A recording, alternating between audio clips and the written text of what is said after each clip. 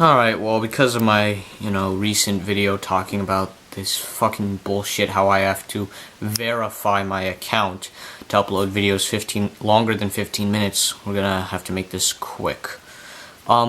First off, no, I did not just get a new Saturn controller, but I got a new Sega Saturn system right there. Zoom on it quietly, or slowly, because this camera is like that. Anyways, you might be wondering, why? Why did you get a new Saturn? Well, also you can tell it's the Model 2 because of the round buttons. But I got a Model 2 Saturn because my first Sega Saturn just fucking died. It just would not display the graphics properly anymore. Sometimes the games would never even load. Just the overall results were horrific, and basically something in the motherboard got fried. And I was assuming it was because of the Game Shark, because the Game Shark's pins are really fucking thick. Like the Saturn's Game Shark's pins are really fucking thick, and as a result, it like bends the cartridge port, and the cartridge port is connected to the motherboard, so that would explain why something just got fucked up. So yeah, I got this Model 2 Saturn and the Action Replay. I sold the Game Shark, and not only the Action Replay is pretty much your best bet, the only cartridge you really need for the console, because you get cheats, you get the 1 meg or 4 meg expansion that some games used. It also acts as a memory card and bypasses region encoding, so it pretty much is the best thing to get. But I'm really happy it's a Model 2, because the Model 2 actually looks like a good looking console. The Model 1 is fucking hideous. But I guess I'll comment about the controller. The controller's nice. Unfortunately, this is a bit faded. This D-pad feels like it's had some use, or maybe it actually feels the way it does, but it's an overall comfortable little controller, and it's different from the Model 1 controller, which I have right here. You can see the difference, like so. Anyways, let's move on to games then. I guess while we're on the Sega theme, talk about a Genesis game right here, Ranger X. And I mainly have to thank the folks at GameSack for telling me about this. Joe was the one who reviewed this, I think, in his in the Games That Defy Genre episode, and I thought, wow, this looks like a really cool game, And it is. You're basically this like mech here, and it's a mix between a run and gun and a shooter, and you're supposed to shoot down a number of enemy machine things. It's fun flying around. The weapons work fine. It's hard for me to describe really, but damn, I'd probably consider this a hidden gem on the Sega Genesis. But yeah, definitely worth owning. Actually, even emulate it. Although I would strongly suggest getting the actual cartridge as opposed to emulating it. Anyways, well, that's it for Sega stuff, at least till the end. You'll see what I mean. But while we're on the GameSack theme, Dave from GameSack mentioned in his Random Games episode, in GameSack's Random Games episode, sorry, I was kind of struggling to say it, but anyways, this is Poppin' TwinBee, a game that was released both in Japan and Europe, but never saw a release here. Of course, I got the Super Famicom version because, yeah, PAL SNES games don't work on a North American Super Nintendo right there with Donkey Kong Country, in case you couldn't see, but now you can. Anyways, but yeah, this is a terrific game. The action's great. It's hard as fuck. At least for me, it is. But yeah, the music's also good. The graphics are colorful. Me and Jason also have a really good time with this. This is a damn fine game, though. It's probably my favorite Super Famicom game, even though that's not saying much because I only own 3. And this isn't exclusive to the console, but just an overall really good shooter. Shaq Fu, yeah.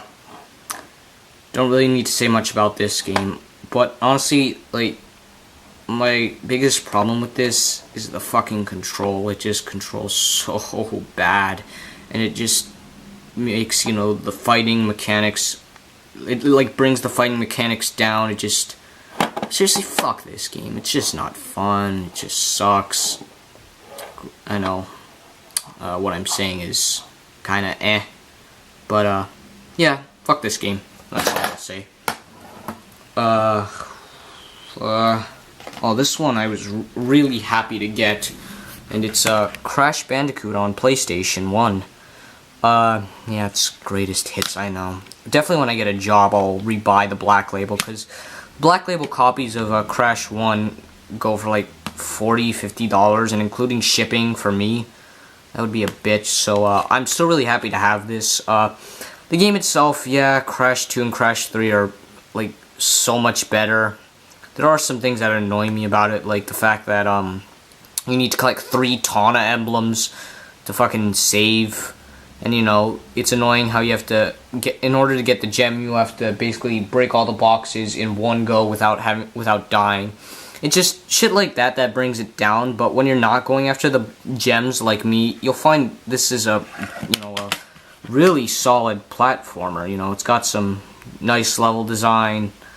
I do like this. It's just that, you know, it does not hold a candle to fucking Crash 3, which that game's awesome.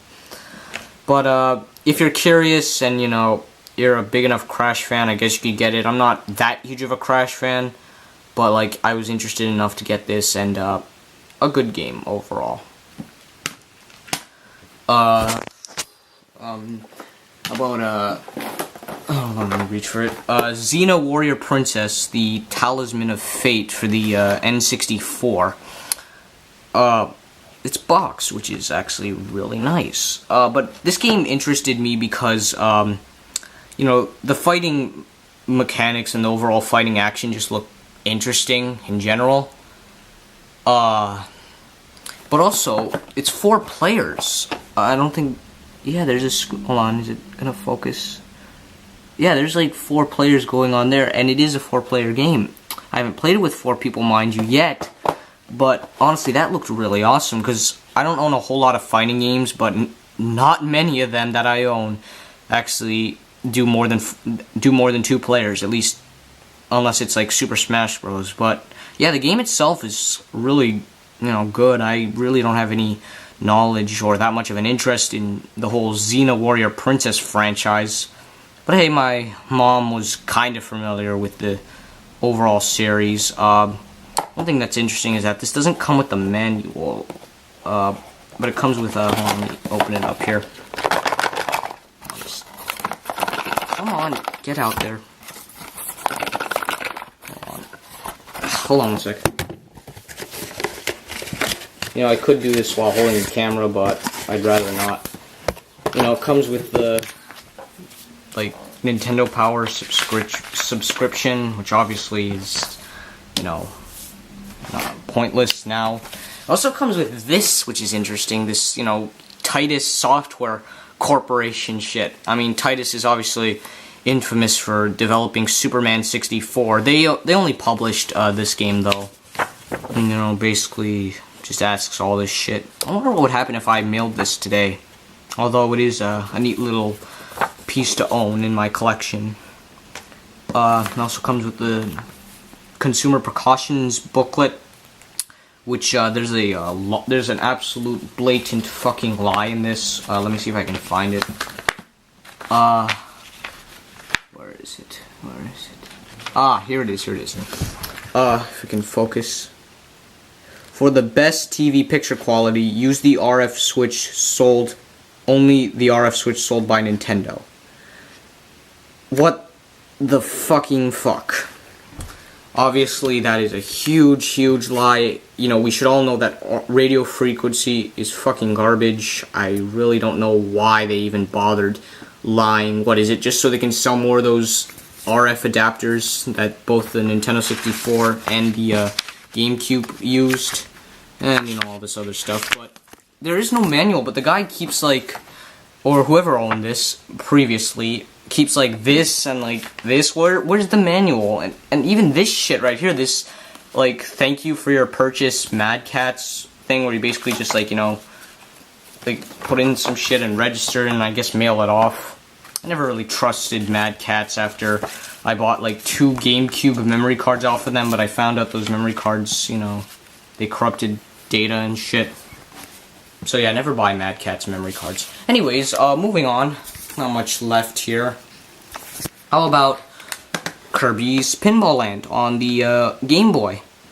You know, pretty damn cheap, but I wanted it again because it looked interesting. I like pinball, and it's the first Kirby game I've got in a fucking long time. Not exactly, I wouldn't call myself a Kirby fan, not that I don't like the series, I just don't really have that much of an interest in it. But this was cool to have. The game itself is pretty solid, although there's one part that really fucking annoys me. Like, whenever you fall at the bottom tier of the pinball table, you're on like a spring that supposedly like shoots you back up into the pinball table, and it tells you to press A, and I, for the life of me, cannot figure out the timing or the strategy to it. But other than that, it's a damn solid pinball game. Last one here's interesting. You might be questioning, why did I purchase this? I don't own this console yet. Sonic Shuffle on the Dreamcast.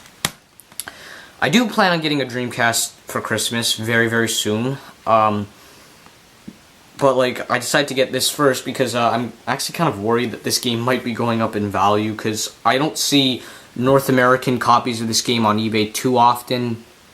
So yeah, I can't really give an opinion because again, I can't play this, at least not yet. Although it is please focus. Although it is VGA compatible, so that's awesome, you know. But I can't really give much of an opinion on this, although I will say, from like the reviews and reading the manual in here, I honestly think I would enjoy this game, you know? I really do. I mean, I don't think it will hold a candle to Mario Party, because, you know, this is basically Sega's attempt at Mario Party, even though it was also developed by Hudson Soft, I believe. So, yeah, that's pretty cool. It annoys me that, you know, people give this game shit for being a Mario Party ripoff, because, you know, there exist game genres in this world, and of course, you know, more than one fucking company is gonna attempt said game genre, in this case a party game. I mean, this, I guess it's a bit understandable, but hey, you know, really, criticize the game not because it's a fucking Mario Party ripoff. But yeah, I think I'll enjoy this, and at least, even if this is my only Dreamcast game, at least it's one I really wanted. Well, yeah.